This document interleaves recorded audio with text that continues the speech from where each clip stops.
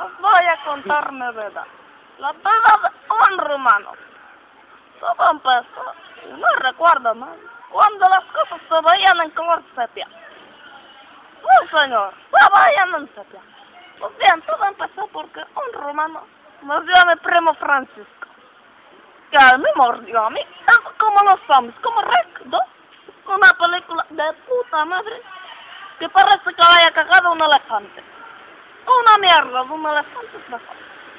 Eso cuando tú muerdes a uno, o te pones la gorreta de la chunda de los móviles, rumanos. Como los rumanos que van a pescar a la sequía. Pescan 2 kilos de gambas. 2 kilos. Y la policía los tira a la sequía, los 2 kilos de gambas.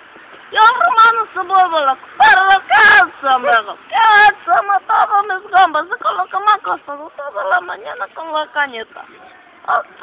Chunda, la gorrita y el mordisco rumano, amigo. Juntos podemos hacer un gasto que son... El que está hablando es un hijo de puta.